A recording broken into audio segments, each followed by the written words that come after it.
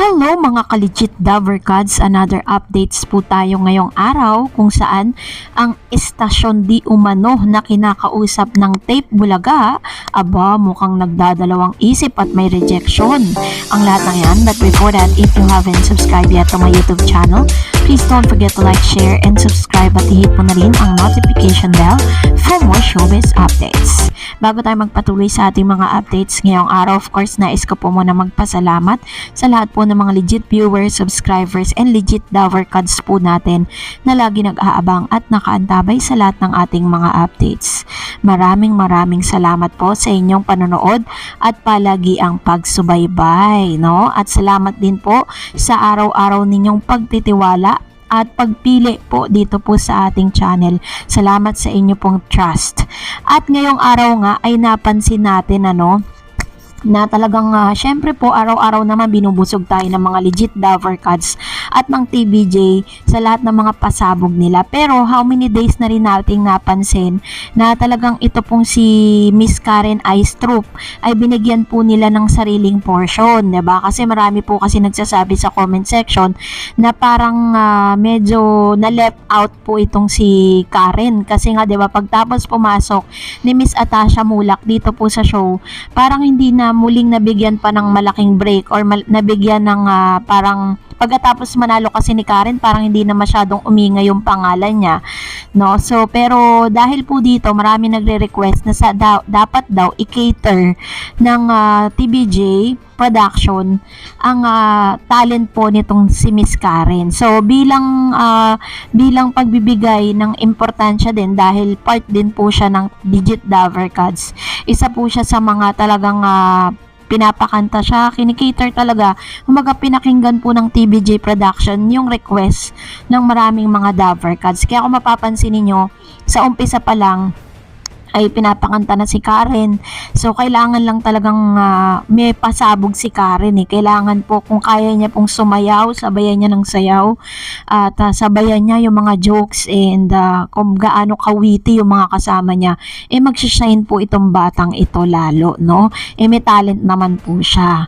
So, ito nga si Miss Atasha po, isa sa mga pinakaabangan po natin dahil sa Gimme 5 segment ay binuking or alam po natin na ito pong si Lola Belen na siyang parte ng pamilya po ni Atasha dito po sa Gimme 5 ay nagpabalak na bumisita dito po sa studio dahil sabi niya nga she was preparing for documents kung saan magkakaroon daw po siya ng vacation sa Pilipinas at aabangan po nating lahat yan. Pero isa sa mga nakakalurky na balita po is yung patungkol po sa inilabas ng isang radio station na nagsasabing ang Tape Bulagta di umano ay naghahanap ng istasyon. Pero nilinaw naman po nitong isang news na nakarating po sa atin na hindi po sila naghahanap ng istasyon dahil lilipat na sila. Kasi nga 'di ba naka-block timer agreement po sila sa GMA hanggang December 2024, which means talagang tatapusin po nila 'yon. Pero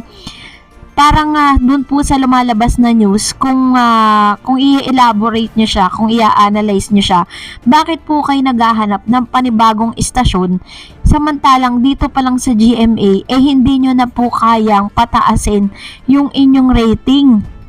Yung inyo pong publicity nga hindi nga po maganda doon po sa mga advertisers.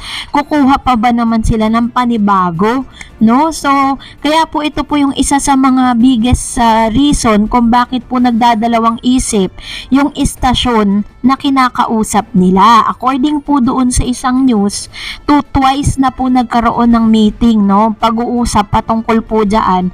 Kaso daw, ang nagiging problema is yung hatian. Kasi nga, syempre, hindi porket lilipat ka sa isang istasyon, wala na po kayong ilalabas na pera. Katulad po dyan sa block time agreement po nila dito po sa GMA. 'Di ba? May block time agreement sila dyan kung magkano yung upa nila at napag-usapan nga nila na if I'm not mistaken, nasa 50 million po yung kada buwan na binabayaran nila dito sa pag-ere po nila dito po sa nasabing network na ito. Ganun kalaki yung expenses nila araw-araw. Kaya kailangan po talaga nila na humakot at isa sa mga rason kung bakit daw sila naghahanap ng istasyon dahil gusto raw nila na gayahin yung strategy na ginagawa ng GMA at ng ABS-CBN. 'Di ba nakipag-collab po sila, nagkaroon ng collaboration. Kaya po ang karamihan sa mga artista, karamihan sa mga programa po ng ABS ay napapanood po natin dito sa GMA at sa TV5. Ganun po yung gusto mangyari nitong tape, tape production. Gusto nila na magkaroon ng panibagong estasyon katulad ng Showtime. Meron silang GTV A to Z, meron silang dito po sa GTV nga ng GMA7, and then napapanood pa po sila sa iba pang mga istasyon. So, ang problema nga lang, syempre, alam po ng istasyon na yun kung anong estado ng nito pong nasabing noontime show na ito. Kaya po ang nangyayari, imbis na maganda yung nagiging usapan, parang okay na raw sa una, tapos nung pangalawang usapan, medyo shaky, medyo bumabawi yung kinakausap nilang istasyon. At ang balita pa, yung istasyon na kinakausap nila is nasa from channel 11 pataas. So which means it's either channel 13, net 25, or yung kay Pangilinan, yung RTV. Yan, so RTV po, and may iba pang mga if I'm not mistaken kung kay Pangilinan ba yun, kasi alam ko, ang kilala ko lang Pangilinan, si Manny B. Pangilinan yung Channel 5. Pero meron pang other network na dati po ay hinahandle po kay Willie Revilla, may Channel 13 pa, 'di ba? So dahil po dito, isa rin po sa mga naiisip nating dahilan kung bakit mahanap sila ng panibagong istasyon, at least kung matapos man yung kanilang agreement, yung kanilang kontrata sa GMA, meron na silang paglalagakan na panibagong istasyon. Kasi nga naman, di ba, parang nararamdaman na nila na hindi na ibibigay ng GMA sa kanila yung slot dahil meron na pong panibagong noontime, which is ang It's Showtime, na mas umaariba kaysa sa kanila. Kaso nga lang, napakarami naman problema ng It's Showtime sa ngayon. So, yun po ang ilan sa mga problemang kinaharap nila. Kaya alam nyo po, parang nagpatong-patong na lang yung kanilang kinukuhang problema, para silang kumuha ng batong ipupukpok sa ulo nila. But anyways, so bago nga tayo magtapos, narito naman ang ilan sa mga komento ninyo patungkol po sa ating last update. Magre-react lang tayo sa inyo pong mga updates, So let's start off with Mr. Berto Canla. Sabi niya, Bong, for the sake of production stop, irregular mo na sila. Dole, anong problema sa inyo? Bakit di nyo imbestigahan yung mga no work, no pay na staff ng It's Showtime? Ayan. So, in line with that, ang alam ko po kasi, para po talagang hindi maapektuhan yung staff ng It's Showtime, sinabi po nila na magkakaroon sila ng panibagong show, which is hindi po same host, na umeere sa GTV A to Z. Parang papalitan po sila for the meantime for 2 weeks from October 14 to October 27. Sabi ni J. Miles Carr, dapat kahit magpalit sila ng pangalan, dapat hindi rin pwede masuspindi pa. Kung magpapalit lang ng title, sila rin ang makikita mo sa tanghalian. Dapat pahinga muna sila ng 14 days. Huwag ganun, oy. Oo nga po, ganun po nga. Magpapahinga muna ang lahat ng mga regular host ng It's Showtime. Papalitan po sila ng panibago, pero same staff din. Yung mga nasa likod ng camera, sila pa rin po yung mga production staff na gagamitin. Sabi ni Linda De La Vega, kahit anong title ipalit nila at di maayos ang diskarte ng host, di pa rin papansinin ng netizen. Palitan mula sa title at host, ibang diskarte, baka panoorin. True. Kahit ano pang title, siguro sinasabi naman ni Ma'am Shi dito yung patungkol nga dito sa E18, sa 8 Bulaga, na kahit ano pang title lang nila, gamitin po nila, diskarte. Pag wala talagang diskarte yung mga host, pag wala talagang talent at yung popularity rate nila ay masyadong mababa, wala mangyayari. Sabi ni Rachel Tolentino, what's the use of suspension kung mapapanood pa din yung show? Kaya nga suspension dahil may violation. Dapat pala yung directly involved na lang ang sinuspinde kung mapapanood na din yung show. As for the crew, staff and talent affected, dapat sagot na yun ng ABS.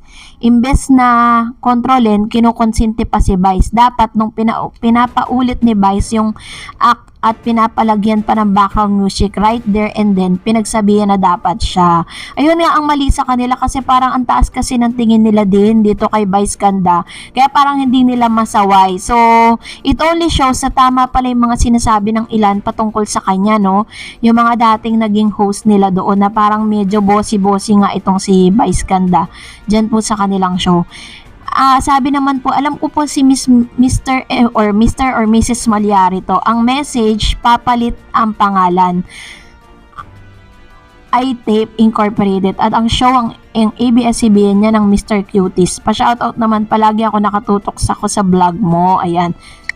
Salamat po. Ayan, shoutout natin si Mrs. Malyari. Mrs. Malyari, if I'm not mistaken. Kasi hindi lumalabas minsan yung kanyang pangalan dito sa YouTube, no? Nakalagay lang user pero yung real name niya hindi siya nag-a-appear. We do not know what happened.